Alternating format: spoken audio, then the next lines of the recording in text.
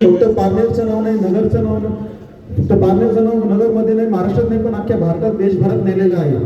त्यांनी आमदार असताना कोट्यवधी रुपयांची इथं कामं केलेली आहेत.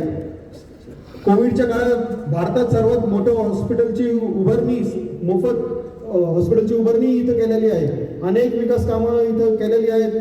तुम्ही पेइंग ब्लॉकचे कामं असतील, रस्त्यांची कामं असतील, वाकोडीसारख्या बरेच गावांमध्ये आरोग्य केंद्र असतील, निगोज सारख्या गावांमध्ये वाचनालयाचे काम केलेले आहेत, जेणेकरून विद्यार्थ्यांना मदत होईल. ज्यांना MPSC UPSC सारख्या परीक्षा केंद्राची तयारी करायची, या विद्यार्थ्यांचा विचार देखील केलेला आहे. असे अनेक विकास कामं या मतदारसंघात त्यांनी केलेली आहेत. तुम्हाला आम्ही नगर शहरातील आहेत. जी चूक आम्ही मागच्या 2 विधानसभाच्या निवडणुकीत केलीत नगर शहरांनी, 2-3 हजारांनी अनिल भैया राठोड यांचा पराभव झाला. हे आज पण त्याचे फळ आम्ही भोगतोय की आमच्या चुकांमुळे जे अनिल भैया राठोड यांचा पराभव झाला नगर शहरात, त्याचे परिणाम आजही नगरकर भोगताय. तुम्ही नगर शहरात गेले तर तुम्हाला कळेल की इथल्या आमदार आणि तिथल्या आमदार मध्ये काय फरक आहे. कारण की तुमचा आमदार गोरगरिबातला आहे, 24 घंटे 365 दिवस तुमच्या मधला आहे. अनिल भैया राठोडांसोबत मी एक नगरसेवक म्हणून 5 वर्ष काम केलं. अनिल भैया राठोड मध्ये जे गुण होते ते देखील, मोबाईल कोणाचाही फोन उचलायचे, कधी सकाळ असू, रात्री असू, पहाटा असू, पण लहान मुलापासून मध्यवर्गीय असू, महिलांचे फोन असू किंवा ज्येष्ठ नागरिकांचे असू, ते 24 घंटे जनतेसाठी उपलब्ध असायचे. तसेच निलेश लंके साहेब देखील 24 घंटे 365 दिवस जनतेसाठी उपलब्ध आहेत. लंके साहेब शिवसेनेत त्यांनी अनेक वर्ष काम केलेलं आहे. आमचे वडील जिल्हा प्रमुख प्राध्यापक शशिकांत गाडे सर, तसेच उपनेते अनिल भैया राठोड साहेब यांच्यासोबत त्यांनी काम केलेलं आहे. आणि त्यामुळे लहानपणापासून मी लंके साहेबांचं काम बघत आलेलो आहे. पण खरं तर तुम्हाला सांगतो, लोकसभेला ज्यावेळेस ते उमेदवार झाले या अहिल्यानगर जिल्ह्याचे, त्यावेळेस ते नगरमध्ये ज्यावेळेस प्रचाराला आले तर 40 दिवस त्यांच्यासोबत काम केलं.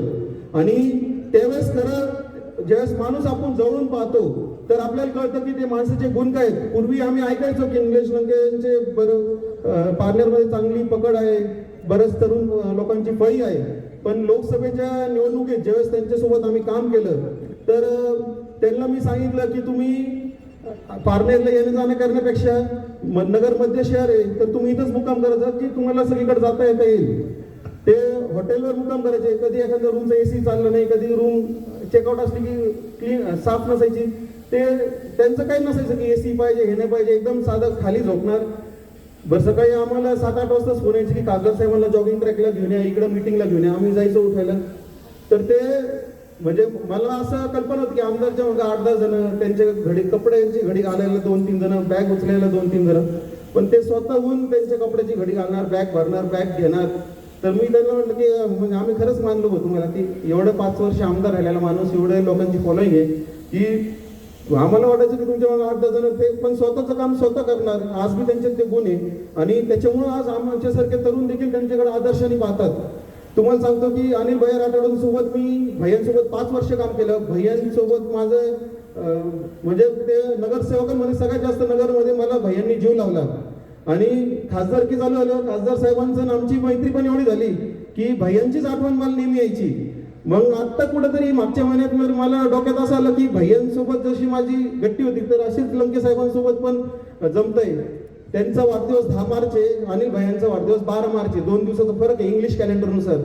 तर असा प्रश्न नेहमी यायचा की भैयांसारखंच गुण असं, भैया पण असेच होते जसे लंके साहेब आहेत, सेम, काहीच फरक नाही.